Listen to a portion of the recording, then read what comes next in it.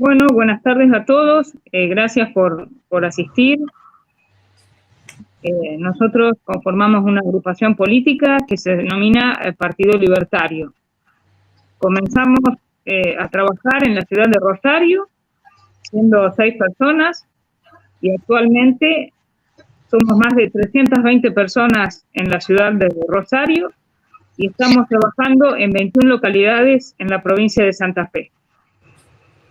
En la provincia de Córdoba ya se logró la constitución del Partido Libertario y en Tierra del Fuego estamos esperando la resolución judicial, ya que se ha presentado la cantidad necesaria que establece la ley de afiliados. En Santa Fe necesitamos 4.000 afiliados para ser partido político. Por eso los invitamos a todos a sumarse para constituir un partido que defienda las ideas de la libertad. Hoy nos acompaña el doctor Roberto Vázquez Ferreira, distinguido jurista, doctor en Derecho por la UBA, profesor titular de la Facultad de Derecho, ex juez de distrito en Rosario, publicista y conferencista de talla. Nos viene a hablar sobre el COVID-19 y las nuevas realidades sociales y jurídicas. Sin duda será una muy interesante charla donde vamos a poder apreciar las consecuencias y derivaciones de esta pandemia en los planos jurídicos y sociales. Sin más, los dejo con el disertante. Bueno, buenas noches. Bueno, me están escuchando ahí. Bueno, muchas gracias por esta invitación al Partido Libertario, Silvia, José, para hablar de esta tragedia que le está ocurriendo a la humanidad, llamado COVID-19, como lo quieran llamar, que ha tenido repercusiones de todo tipo y que si buscamos antecedentes en la historia de la humanidad no vamos a encontrar ninguno de este tipo. Ha habido, ¿no es cierto?, crisis como esta, con pandemias, pero más localizadas. En este caso abarcó y afectó a la humanidad entera, con repercusiones de todo tipo. Y nosotros nos interesa sobre todo ver qué es lo que pasa, qué es lo que pasó, qué es lo que pasa y qué es lo que puede llegar a pasar en nuestro país. Desde mi punto de vista, creo que en todo momento se manejó mal. Cuando en todo el mundo ya veíamos lo que estaba ocurriendo, veíamos lo que ocurría en China, nos llegaban, estamos hablando del mes de enero, ¿no? Nos llegaban los videos de Corea, nos llegaban las noticias de Italia, etcétera. Acá las autoridades nos decían que el COVID no iba a llegar a la República Argentina. De hecho, llegó. ¿Y por qué llegó? Y porque todos habremos visto que, por ejemplo, venían los aviones de Roma, el vuelo de Aerolíneas Argentinas, que hace Roma a Buenos Aires, llegaba y a los pasajeros le hacían llenar un formulario, una declaración jurada, como esa declaración jurada de la aduana que te hacen llenar cuando vos venís de viaje para que digas si traes o no un iPhone o una cámara o lo que sea. Bueno, por supuesto que eso y la nada era exactamente lo mismo. Se perdió muchísimo tiempo, perdimos muchísimo tiempo. Nosotros teníamos un preaviso y sin embargo no hicimos nada. No se cerraron las fronteras y cuando digo cerrar fronteras no es cerrar la tranquera con un candado, es controlar todo ingreso. Lo mismo podemos decir con lo que está ocurriendo en la actualidad. Apenas se desató todo esto, nos decíamos, pensábamos que si el virus entraba en alguna villa del conurbano, iba a ser un desastre, un polvorín. Ocurrió, está ocurriendo y la situación se va a agravar. ¿Qué se hizo para prevenir el ingreso del virus en las villas? Absolutamente nada. ¿Algo se podría haber hecho? Sí, se podría haber hecho y mucho. Los testeos, los controles, etcétera. Se perdió el tiempo. Todas las cifras que nos están dando de lo que pasa y las comparaciones con el resto del mundo no tienen ninguna virtualidad. En primer lugar, muchas son equivocadas, erróneas. Ya lo hemos visto, el propio presidente tuvo que pedir disculpas por una comparación que hizo respecto a lo que estaba ocurriendo en Chile. Pero aun cuando las cifras que se manejen sean reales, verídicas, lo cierto es que esto va a haber que verlo al final de la película. O sea, nosotros ahora tenemos nada más que X cantidad de muertos. Esperate. Vamos a ver qué pase cuando lleguemos al pico y cuando pase el pico. Esas son las cifras que van a interesar, no las cifras relativas y muchas veces erróneas de ahora. Me preguntaba hoy, charlaba con un amigo, Guillermo Coberton, ¿qué pasa con China? China es el gran responsable, pero China desaparecer a los primeros médicos que denunciaron la aparición del COVID. Es un régimen comunista. Ahora, China debería hacerse cargo del daño que le ha generado a la humanidad. Por supuesto que si en vez de ser China hubiera sido Trinidad y Tobago, ya lo hubieran invadido, pero es China. China está sentada en el Consejo de Seguridad, tiene un voto de privilegio, un planteo a través de un juicio, digo, comparando los juicios de Nuremberg, ¿no? Los juicios contra los criminales de guerra de la Segunda Guerra Mundial. Algo así contra las autoridades chinas. Pero ¿quién va a jugar a los chinos? ¿Quién va a ejecutar una sentencia? Los criminales de guerra nazi habían perdido la guerra, estaban todos presos. ¿Quién va a ir contra China? O sea que, más allá del deber ser, de que China debería hacerse cargo, yo no creo que China se haga cargo, y sobre todo pensando que China es un régimen comunista. Lo cierto es que nada se planificó, nos quieren vender el que cuarentena o muerte, si no estás a favor de la cuarentena o si estás en contra de la cuarentena, estás a favor de la muerte, y no es así, no es así, no es esa grieta cuarentena o muerte, es cuarentena o medidas inteligentes, como ha ocurrido en otros países. Es ir abriendo, sobre todo abriendo la economía, abriendo la circulación.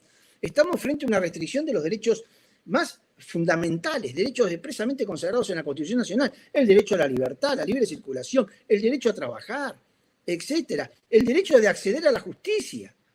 Todos estos derechos han sido restringidos y por medio de normas de dudosa constitucionalidad, decretos de necesidad y urgencia de dudosa constitucionalidad, sobre todo cuando son sine die.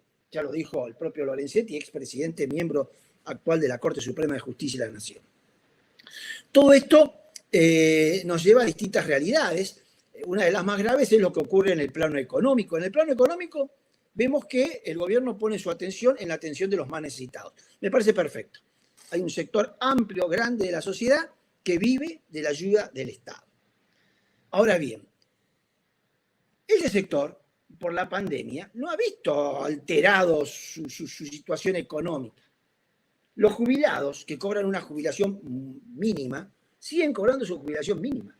El problema acá es frente a un nuevo sector social en situación de extrema vulnerabilidad, que es la clase media trabajadora cuentapropista, el trabajador privado, los profesionales del derecho, los profesionales de la ingeniería, de la arquitectura, los comerciantes, las pymes, el fondo de comercio, el señor que puso un bar, el peluquero, el taxista, hace 2 meses, 3 meses que no tienen ingresos y sin embargo, siguen pagando los impuestos, siguen pagando ganancias, anticipo de ganancias, ingresos brutos, etcétera. Nada. Los servicios se los cobran como si nada. El presidente, en un discurso, en una de las tantas salidas que tuvo, nos decía que frente a esta situación, si hay alguien que gana y hay alguien que pierde, eso es una estafa. Señor presidente, nos están estafando. El sector público no ha reducido en nada. El Estado no se ha reducido en nada. Los ingresos de la clase política no se han reducido en nada. O sea que hay un sector que sigue ganando. Y hay otro sector, el sector privado, cuentapropista, que está destruido. Pero lo curioso es que ese sector es el que aporta para sostener todo el aparato del Estado y todos aquellos que viven de la ayuda del Estado. Con lo cual esto es un círculo vicioso. ¿Cómo va a terminar esto? El fin de la película, esto es espantoso. Esto va a llevar a una situación económica de las empresas, etcétera, de una tremenda sensación de pago, una situación masiva de insolvencia. Y uno se pregunta, ¿esta situación obedece a una negligencia de la política del Estado? ¿O obedece a una política del Estado muy bien pensado, más allá de cuáles sean los fines?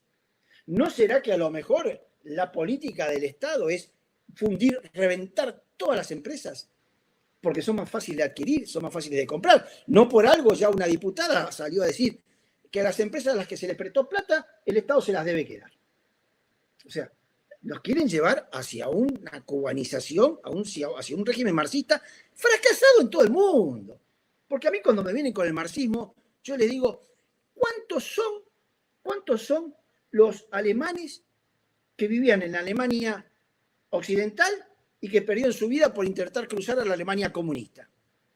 Creo que ninguno. ¿Cuántos balseros han muerto huyendo de Miami hacia Cuba? Ninguno. Entonces, algo en los regímenes comunistas no debe funcionar. De hecho, ya Rusia y China han abandonado mucho bueno, pero eso lo quieren traer acá. La Cuba, la Venezuela. Y yo temo que muchas de estas políticas que estamos viendo obedezcan a una planificación en ese sentido. Para colmo, yo creo que en lo económico vamos hacia una crisis que lo del 2001 o 2002 va a ser un paraíso. Va a ser, todos vamos a decir, ay, ¿te acordás qué bien que estábamos en el 2001 cuando se fue de la Rúa? Bueno, así, hacia eso vamos. Pero con una diferencia. En aquel momento, cuando vino la confiscación de los ahorros, toda la normativa esa que se dictó, los ciudadanos teníamos una defensa, íbamos a los tribunales. Y en los tribunales pudimos recuperar los ahorros, pudimos lograr que se declare en forma masiva la inconstitucionalidad de toda una serie de normas, etcétera, etcétera, etcétera. Pero los muchachos aprenden, y esta vez lo hicieron bien. Lo primero que hicieron fue cerrar los tribunales. ¿A dónde vamos? Los tribunales están cerrados hace 2 meses y medio. Y esto nos lleva al problema institucional. Se gobierna con decretos de necesidad y urgencia. El Parlamento prácticamente no se reúne. Si se reúne, se pelean, discuten, pero nada en limpio. Y la justicia cerrada desde hace más de 2 meses. O sea, si esto no es una crisis institucional, yo ya no sé a qué llamarle crisis institucional. Esto es gravísimo. Es gravísimo. Y más cuando se extiende sin visas de que esto pueda llegar a decirse, bueno, recuperemos la vida normal. Pues bien, todo esto es preocupante desde el punto de vista de la salud. Yo veo que todo lo que se está haciendo mal. Desde el punto de vista institucional, un espanto. No hay justicia, no hay poder legislativo. Desde el punto de vista económico, de terror. Ese sector de clase media, cuentapropista del que yo hablaba antes, no ha recibido ninguna ayuda. Al contrario, que nos quieren aumentar impuestos. Lo único que podemos hacer, muchos de nosotros encerrados en nuestras casas, es porque en algún momento tuvimos una capacidad económica para comprar un televisor y poder suscribirnos a Netflix, nos quieren aumentar el impuesto, nos quieren poner un impuesto a Netflix, nos quieren subir los impuestos, nos quieren... Señores, a ver si se le ocurre alguna idea. Por supuesto que la gran idea sería achicar el Estado, pero no pensemos que esta gente va a querer achicar el Estado. Todo lo contrario. Quieren quedarse con todo el sector privado, quieren quedarse con todo lo nuestro, con nuestros ahorros, con nuestras empresas, con nuestra producción. Y frente a esto, repito, no hay justicia. Entonces viene lo político. ¿Cuál es la respuesta política? La respuesta política es, bueno, a ver, vamos a ver qué pasa en la oposición. En la oposición lo que se ven son voces aisladas. Mauricio Macri, bien o mal, está desaparecido. Pero lo que se escuchan son algunas voces aisladas, algún diputado que sale con los botines de punta, otro que dice alguna cosa. Pero son voces aisladas de denuncia, que no está mal, no está mal. Vaya, está bien la denuncia. Pero lo que uno no ve es que no hay un discurso unificado, coherente, pensado, elaborado para dar respuesta y marcar la agenda. Yo siempre decía que durante el gobierno de Macri la agenda la marcó Cristina, siempre.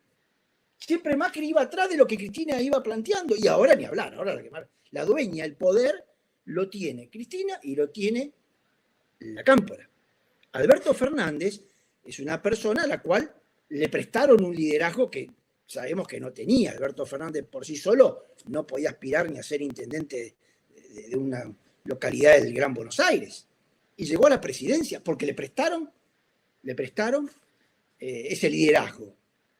Pero el verdadero poder está en otro lado. Bueno, ¿cuál es la respuesta de la oposición a ese verdadero poder? Ninguna.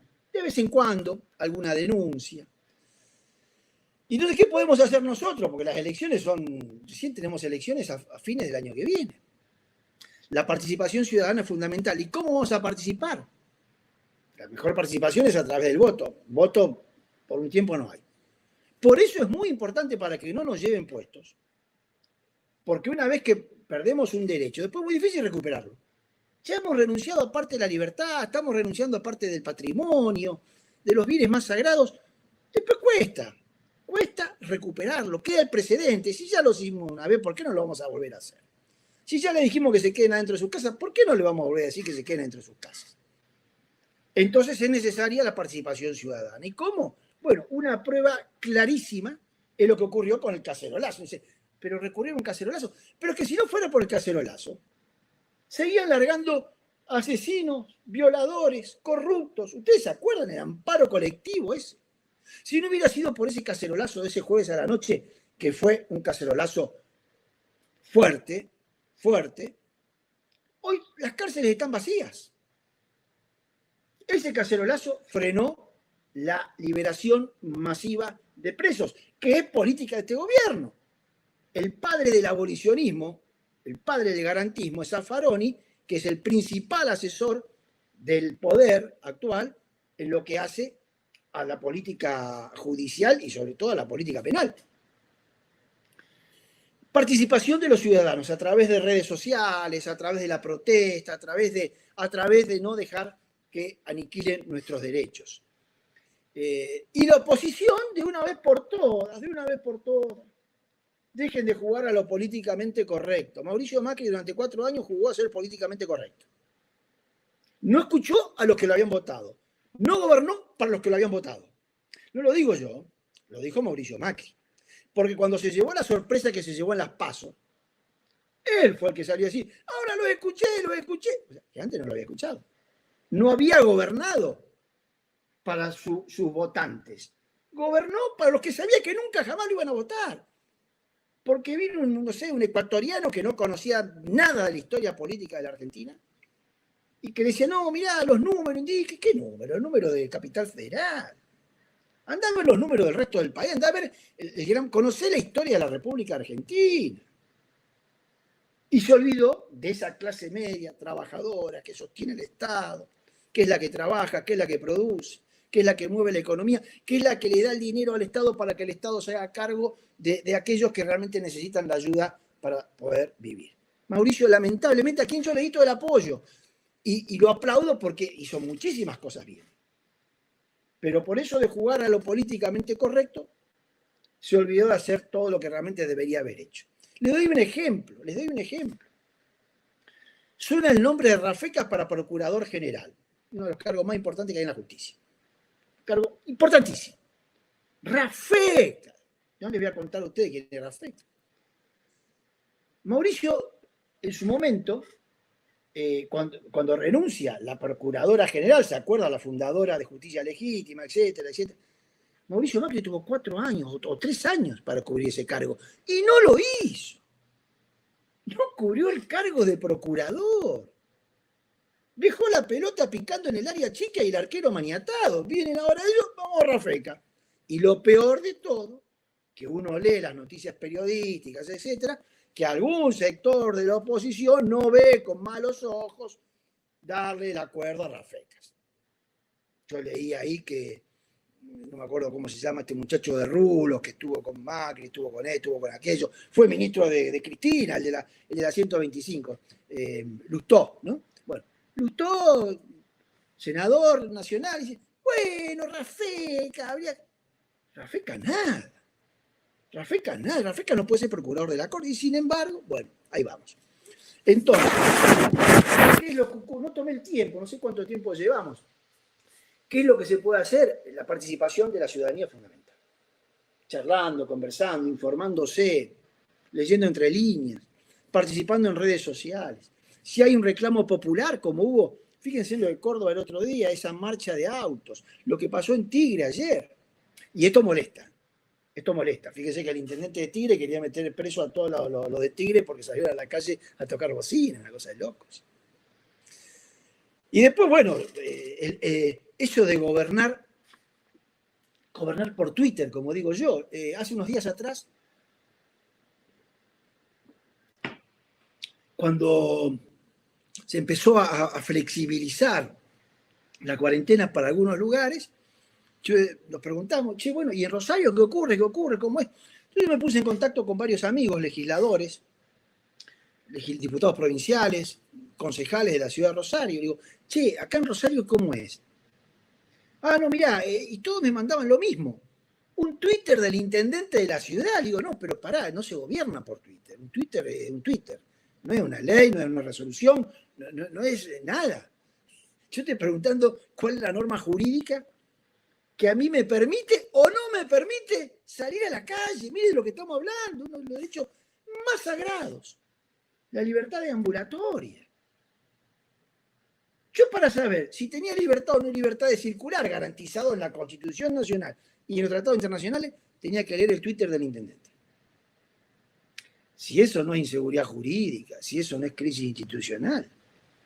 ¿Y quién sale favorecido de esta crisis institucional? En donde la restricción de derechos es cada vez mayor. Obviamente no el ciudadano, no el sufragante. Quien sale favorecido es quien tiene el poder. Y quien tiene el poder, ya dijimos quién es. Ni siquiera es Alberto Fernández. Ni siquiera es Alberto Fernández a quien le dicen, pone a este, saca a aquel, nombra al otro, hace esto, hace lo otro. Pareciera que Alberto Fernández está dedicado pura y exclusivamente al tema de la cuarentena, ¿no? Y a la negociación de la deuda externa. Todo lo demás pasa por otro carril. Por eso es necesario, es fundamental, que no nos crucemos de brazos. No hay que dormirse, que no sea tarde, que no llegue el momento en que tengamos que decir, ¿por qué no nos abremos como los venezolanos? Como pasó en Venezuela, tenemos el reflejo, o sea, tenemos claro hacia dónde quieren ir, hacia Cuba. ¿Cómo? Por la vía de Venezuela, aunque ahora con esto de la pandemia, es como que se aceleró el proceso. Porque con la excusa de la pandemia querían traer a los médicos cubanos. Médicos, sabemos quiénes son los médicos, todos los que estamos informados, sabemos qué fueron a hacer esos médicos a Venezuela, qué quisieron hacer en Bolivia, qué quisieron hacer en Brasil. Bueno, los querían traer acá. Fue la protesta social, el reclamo social, lo que hizo que se dé marcha atrás con los médicos cubanos. Por eso fíjense la importancia que tiene la participación. Y ya estrictamente de lo jurídico, que es lo más mío, ¿no? Tenemos que pensar las soluciones. Yo creo que aquí juega el principio de no del sálvese quien pueda, no del que uno pierde y otros ganan, sino del el sacrificio compartido, en el sentido de que esto es una gran pérdida para toda la humanidad, por lo tanto todos tenemos que perder, todos tenemos que estar asignados a perder algo. En la contratación privada, no te podés querer quedar con todo. Sentate, charlá y negociá. El gran principio que va a venir ahora en todo lo que es la contratación privada es la negociación entre los particulares. Y siéntense a negociar, porque si no lo negociamos los particulares, va a querer venir el Estado y se va a querer venir a meter, como ya de hecho lo hizo en las locaciones, que a lo mejor pudo haber estado justificado en parte, pero cuidado que no quieran empezar a meterse en todas las contrataciones privadas. De ahí que, para que el Estado no se meta, los privados, sentémonos a negociar. Y desde lo jurídico, buscar respuestas.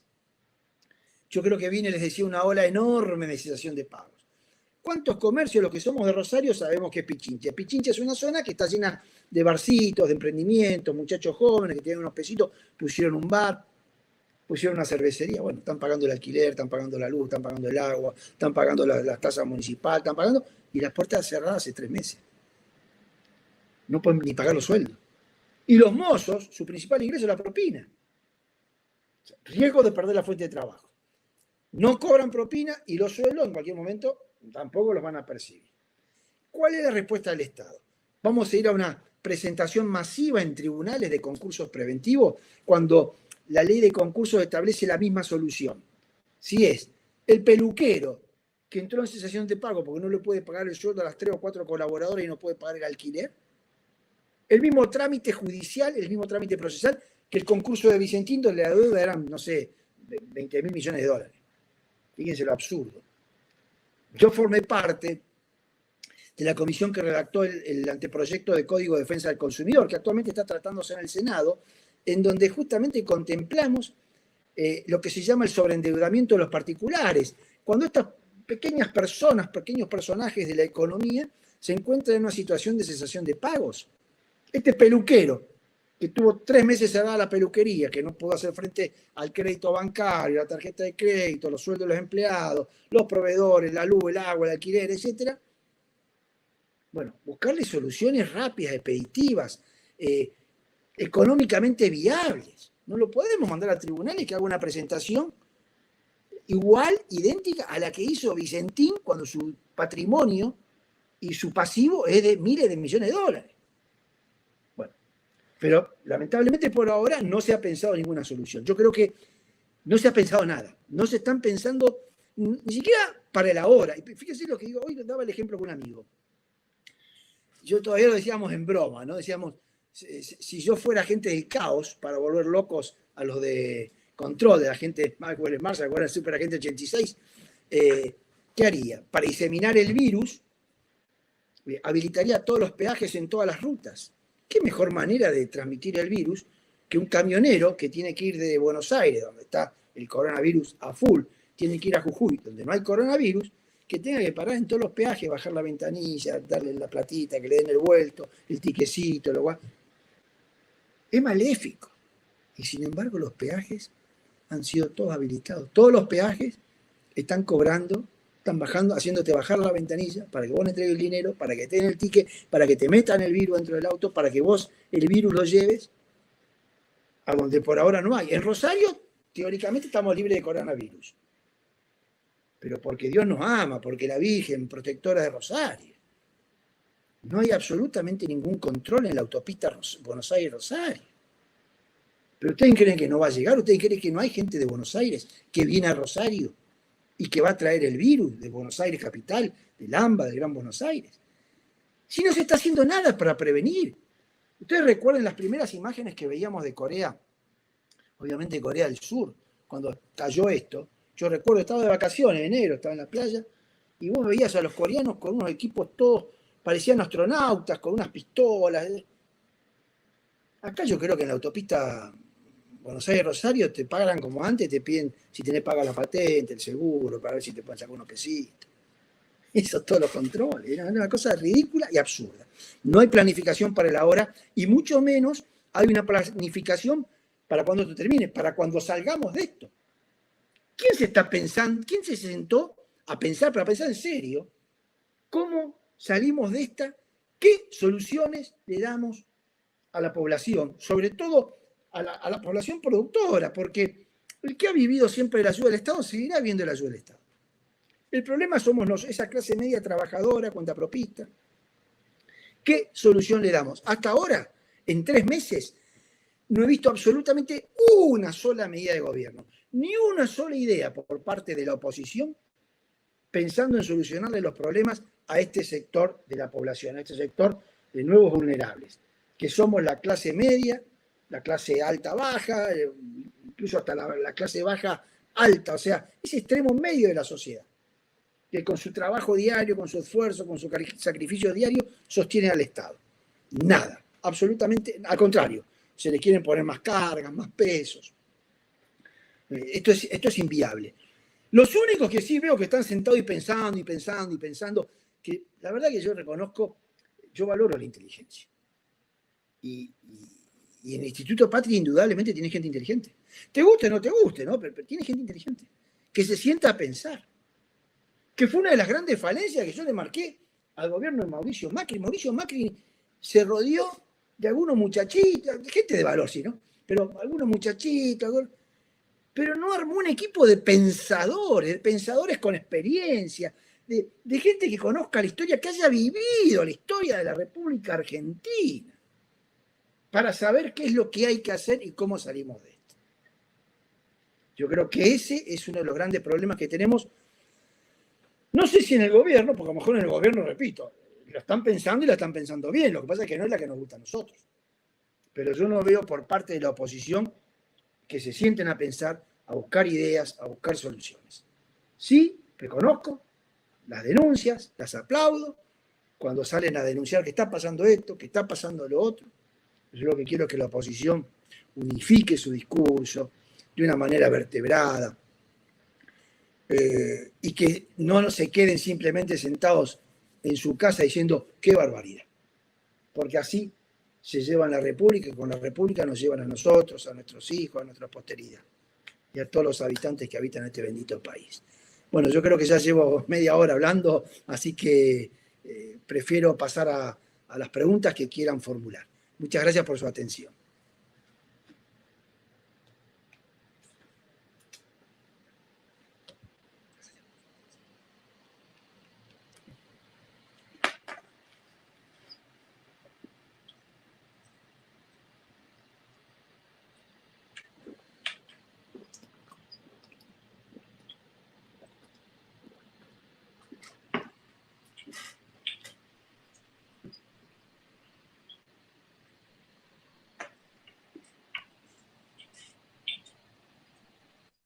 Muchas gracias, Roberto. Muy interesante la disertación. Realmente nos iluminaste mucho respecto de las situaciones que se están viviendo, que no hay duda que son excepcionales. Victoria ha hecho varias preguntas.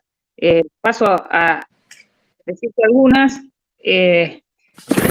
Preguntan si es posible responsabilizar a China de esto y cómo y cuándo se lo podría responsabilizar. Bueno, una cosa, como decía, es el deber ser y otra cosa es el ser. O sea, yo no tengo duda que China es responsable. China ocultó información, ocultó el problema del coronavirus, etc. Pero es China. Es China.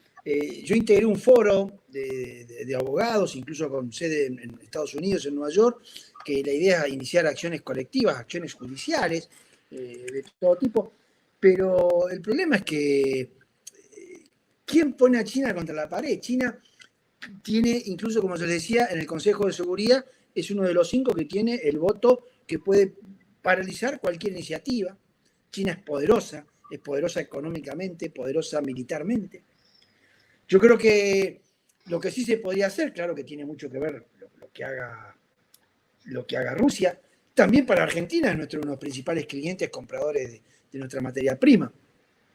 Pero tal vez por el lado de la sanción económica, que Estados Unidos se ponga fuerte, Trump se ponga fuerte y diga, señores, en China no se fabrica más nada. Todo lo que se fabrica en China entra en Estados Unidos, pero tiene que pagar el 200% de arancel. Y entonces, Apple, todos los productos Apple, yo tengo acá la tablet, estoy con la computadora, todos son made in China. O sea, China no fabrica solamente la chuchería. Los productos de mayor tecnología, como es un iPad o un iPhone, está fabricado en China. ¿Por qué? Porque China es un régimen comunista en donde en China no hay moyano, ¿entendés? No hay un sindicalista que venga, si no me da un aumento, no, si no, flaco, ese lo ejecuta, nos meten en cana 200 años, sale más. Entonces, Roberto, sí. Yo creo que un poco la pregunta que era de, bueno, yo empecé a leer y estaba muteado, la pregunta que era de Guillermina Suter, que decía si debería aplicarse alguna sanción a China. Bueno, si la respuesta era sí, preguntaba cuál y cómo. Supongo que apuntaba a si había alguna sanción que podría aplicarse desde el punto de vista de comercio, no de las Naciones Unidas. Bueno, es lo que estaba hablando justamente, sí. Pero necesitas que... Sí, necesitas que esa idea surja de Estados Unidos. O sea, imagínate que Estados Unidos y la Unión Europea con Inglaterra, ¿no es cierto? Porque hubo una presentación de Alemania. Sí, sanciones de tipo económicas. Claro. Cerrarles los mercados, cerrarles el comercio, es decir, marcarle la cancha. Es la única forma de que China se haga cargo. China yo creo que tiene que aportar una cantidad de dinero enorme para indemnizar el daño que ha causado. Esto en las relaciones particulares. En las relaciones particulares, los abogados tenemos la responsabilidad civil por contagio de enfermedades. Lo tenemos ya, es un tema un tema del pasado, o sea que ya ni lo discutimos. Si yo le contagio una enfermedad por culpa o dolo a otra persona, tengo que indemnizar el daño que le he causado, punto. Esto ya fuera de discusión. Y acá China tiene que indemnizar a la humanidad el daño que ha causado. Ahora, ¿quién va a juzgar a China? No hay un tribunal que pueda juzgar a China. Lo hubo los tribunales de Nuremberg a los nazis porque habían perdido la guerra. O sea, yo te pregunto, si Hitler hubiera ganado la guerra, ¿lo hubieran juzgado? No, olvídate. Estamos todos hablando alemán. Bueno, acá pasa un poco lo mismo. ¿Qué tribunal va a juzgar a China? Entonces vamos por las sanciones económicas, por los organismos que manejan la economía mundial. Señores, no hay más comercio con China. Ahora, eso puede traer conflictos de otra naturaleza, ¿no? China es muy poderosa. Otra pregunta más de Karina Romero. ¿Qué responsabilidad tiene la organización, la OMS? ¿La Organización Mundial de la Salud? Sí. Yo te mandé a vos justamente el otro día lo que publiqué en una red social. Preguntaba quién te merece más confianza, ¿no? O quién te parece más serio, si la Organización Mundial de la Salud o el Chavo del Ocho. Creo que con eso te estoy respondiendo todo. Yo creo que me merece más confianza y más seriedad el Chavo del Ocho, ¿no? Es el director de la Organización Mundial de la Salud. No sabemos cómo llegó ahí, o mejor dicho, sabemos cómo llegó ahí. No daba ni para... No quiero, porque cualquier comparación que haga puede ser ofensiva para otras personas, pero no tenía el target para director de la Organización Mundial de la Salud, ¿no? Y de ahí para abajo, bueno, no han sabido manejar la pandemia, ¿no? Yo tengo una pregunta mía también un poco más doméstica. ¿Con qué competencia los intendentes dictan medidas restrictivas de la libertad? Yo soy ingeniero, no soy abogado, no conozco, pero tengo mis ideas, pero por eso quería, a ver si nos podés iluminar. Disculpame, pero se cortó la primera parte. Se cortó. Bueno, ¿con qué competencia los intendentes dictan medidas restrictivas de la libertad? No, olvídate, no, ninguna competencia. Esto es una barbaridad, es una aberración jurídica. El mismo decreto de necesidad y urgencia, por el cual el primero creo que fue el 320, ¿no? Allá por marzo. Que uno lo acató. Yo te confieso, yo estoy acá encerrado en mi casa de fin de semana, hace 2 meses y medio, esto es un barrio cerrado, hace 2 meses y medio que no salgo del barrio cerrado. ¿Por qué? Porque mi edad, yo tengo 62 años y entonces me tengo que cuidar. Responsable. A eso hay que apelar, a la población, a la responsabilidad de la población. Ahora, si yo quisiera salir, yo salgo. Que me vengan a decir, no, el intendente, ¿pero quién? ¿Dónde? ¿Cómo? Denuncio a la Argentina ante los organismos internacionales por violación de los pactos internacionales. Estamos hablando de la prohibición de circular, garantizada en la Constitución, en tratados internacionales. Y usted me dice que porque el intendente publicó un tuit yo no puedo salir a la calle. No, olvídate. Más allá de que a lo mejor en un primer momento esto de la cuarentena, bueno, mirá, como dicen, bajémonos del caballo a ver qué pasa. Ya está, llevamos 2 meses y medio. ¿Hasta cuándo va a llegar? Pero no lo digo yo, lo dijo Lorenzetti, que fue presidente de la Corte Suprema durante tantos años y que actualmente es ministro de la Corte Suprema, además de ser un jurista reconocido. Bueno, por eso yo sigo con mi ignorancia de mis clases de instrucción cívica de hace 40 años atrás, en las que yo creo que haber leído que si me detenían, si era detenido de una manera como esta, como por una norma de un intendente, yo debería presentar un habeas corpus. ¿A dónde? ¿Qué juzgado me va a atender si están de vacaciones? Y no solo eso. Ponele que somos amigos, nos conocemos hace tiempo y me decís, Roberto, quiero que me presente un habeas corpus. ¿Sabes cuál va a ser mi respuesta? No te lo puedo presentar porque no puedo salir de casa, no puedo ir al estudio jurídico. Claro. Porque si voy me pueden quitar el auto, meterme preso, hacerme una causa en la justicia penal. No, estamos viviendo lo peor de lo peor. Acá en Rosario la justicia penal viene funcionando. Nos estamos trabajando, yo acá tengo un home office, hoy estaba con 3 computadoras desparramadas, estamos mandando las presentaciones a los tribunales desde mi cuenta personal de mail. Yo mando los escritos judiciales al juzgado, el juzgado me dice, doctor, lo hemos recibido, o sea que sin ir a tribunales, pero la justicia acá en Santa Fe está trabajando a un 15%, ¿no es cierto?, de lo que debe ser. En el orden federal, en Buenos Aires está todo cerrado. En Buenos Aires no hay cero actividad, ¿no?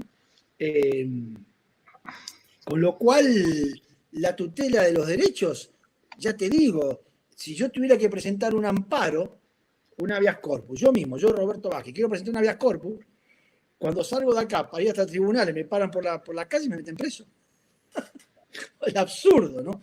Por eso decíamos los abogados, que somos, saber que los abogados no somos los más queridos de la población, pero en estos momentos de crisis, cuando vemos el valor de los abogados, en el 2001, cuando le confiscaron los depósitos a todos los ahorristas, ahí fueron los abogados los que salvaron los depósitos. Bueno, ahora son los abogados los que quieren luchar y piden que los tribunales se abran, y los abogados son los que están planteando recursos. Me decía el otro día un querido amigo, me dice, ¿por qué no plantean acciones judiciales? Se están planteando, están rechazándolas. Los abogados en Buenos Aires han planteado montones de acciones judiciales, amparo, habeas corpus, y los tribunales se lo rechazan. Vamos a darle a la derecha que en los primeros meses, los primeros 15 días, 20 días, el temor, ¿qué va a pasar? Bueno, ya pasaron 2 meses y medio. pensemos en otra solución, ¿no? Basta de cuarentena. O la cuarentena me parece fantástico para el AMBA, pero acá en Rosario, yo el otro día decía irónicamente, medio en broma, medio en serio, acá en Rosario, ¿cuántos muertos hubo por coronavirus y cuántos muertos hubo por balacera? Con lo cual, si somos coherentes, en vez de obligar que salgamos con barbijo, nos deberían obligar a salir con chaleco antibala. En Rosario hay más riesgo de que te acribillen a balazos a que contraigas el coronavirus. Perfecto. Otra pregunta más de Guzmán. Dice Roberto, me gustaría que nos des tu idea sobre el futuro del mundo, principalmente la relación Estados Unidos-China. Difícil la pregunta, ¿no? Es difícil porque obviamente uno no sabe con qué cartas se juegan, todo. Muchos son críticos de Trump por su manera de ser, por su locura y sus dichos y tantas otras cosas más. Ahora, toda esa prensa que critica a Trump, ¿ha dicho algo del presidente chino, de Xi Jinping? Curiosamente no dicen nada. Tipo responsable, él y su gobierno, de que hoy la humanidad esté pasando por lo que está pasando. O sea, yo no sé si no doy gracias a Dios, y a lo mejor me van a decir que usted está loco, me está diciendo, que no tengamos un Trump, que es el único que le puede hacer frente a este comunismo de China y de Rusia, etcétera, etcétera, etcétera. Reconozco que Trump tiene todas sus cosas y que puedo estar equivocado. ¿Qué va a ser el futuro de la humanidad? Es difícil. Yo lo que temo, sobre todo, es el futuro nuestro, el futuro de los argentinos, y quiero contestarle a, no sé quién para contestarle a Kicillof, pero Kicillof dijo, ya nada va a ser lo mismo. Yo digo, no, señor gobernador, vamos a volver a vivir en libertad y a respetar la Constitución, mal que a usted le pese. Otra preguntita más. A ver. Andrés Gustavo Brelich. Doctor Vázquez, ¿qué opina de los dichos del presidente de la Corte Suprema Nacional sobre la posibilidad de judicializar la cuarentena y haber fallos en contra del gobierno? Bueno, Lorenzetti, que es un hombre de cuidar las palabras, a Ricardo Lorenzetti lo conozco de cuando teníamos 20 y pico de años, académico, los dos venimos del mismo sector del derecho. Y Ricardo Lorenzetti siempre ha sido una persona de no decir más de lo que tiene que decir. Por eso llama la atención que salga a decir públicamente que esto de la cuarentena ya no resiste más. Con lo cual nos está diciendo, muchachos, si esto se judicializa, mi opinión, ya saben cuál es. Ahora, sabemos que en la Corte hay ciertas peleas, divisiones. Lorenzetti estaría enfrentado en principio con el actual presidente, con Rosenkrantz, pero no sé qué diría Rosenkrantz respecto de esto. O sea, me cuesta creer que Rosenkrantz salga a defender esta cuarentena a ultranza, ¿no? Con lo cual, yo no sé si lo que dijo Lorenzetti no es la opinión de la Corte. Y con lo cual, siendo la opinión de la Corte, si esto se judicializa, lo que pasa es que hay que llegar a la Corte. O sea, yo tengo que meter una acción en los tribunales de Rosario, de ir a la Cámara de Santa Fe, a la Corte, y después recién llega a la Corte Nacional, ¿no? Salvo que algún juez acá en Rosario diga, no, señor, tiene razón, hago lugar al habeas corpus, al amparo, a la medida judicial que sea, ¿no? Perfecto. Una pregunta más de Francisco Hervas. ¿Reconoce esta situación excepcional de presidencialismo mayor que antes de la reforma del 94? Y ahora sí, yo también me asusto porque para mí me parece que el sistema era más presidencialista antes, ¿no? ¿O yo estoy equivocado? No, nosotros tenemos un sistema de división de poderes presidencialista, ¿no es cierto?, en donde no ha variado mucho el sistema de antes y después del 94. La figura del jefe de gabinete, el jefe de ministro, es una cosa simbólica. No es el jefe de gabinete, el primer ministro de algunas democracias parlamentarias europeas. No tiene nada que ver. Nosotros seguimos con un régimen presidencialista, con división de poderes, ¿no?, en donde está el legislativo y el judicial, pero el legislativo está muerto y el judicial está directamente con las puertas cerradas. Con lo cual, estamos frente a un sistema de tipo autoritarismo, más allá de que, por suerte, dentro de todo, Alberto Fernández es una persona medida, es una persona, es más, es una persona que viene, Alberto Fernández viene del liberalismo, Alberto Fernández llega a la política de la mano de Domingo Cavallo. O sea que algo de su tierna infancia le tiene que haber quedado, ¿no? Entonces, es una persona que guarda en su fuero íntimo algunos límites. Ahora, imagínate vos este sistema de gobierno en manos de otras personas. Hagamos la valija.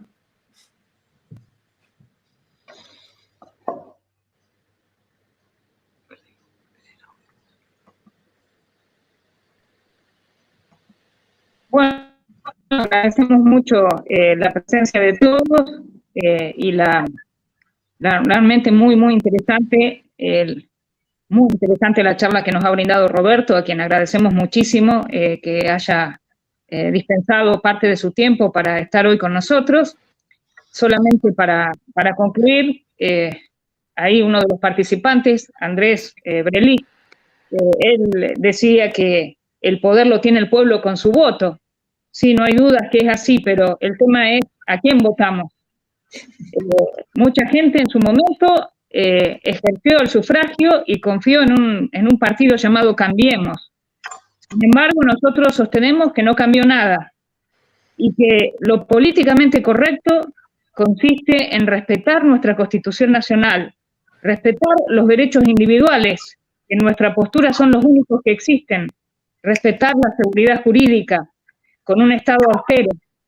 Por eso, nosotros los invitamos a todos a afiliarse a nuestra agrupación política para poder ser partido y para salir a hacer la verdadera oposición al populismo nefasto que nos está hundiendo. Es necesario juntar 4.000 afiliados en la provincia de Santa Fe. Por eso, por favor, contáctense con nosotros, ejerzan su derecho político de afiliarse, que no implica ningún deber monetario ni ningún perjuicio. Al contrario, están dando el primer paso para la constitución de un partido político sólido que defienda las ideas de la libertad. Quizás ya la ciudadanía un poco lo ha indicado. En su momento votó algo que se llamaba Cambiemos, y no cambió nada. Volvamos a restablecer la República. Muchas gracias a todos y un especial saludo a Roberto, que nos ha dado su tiempo para esta charla tan excelente. Nos vemos en el próximo encuentro. Gracias. Muchas gracias a todos.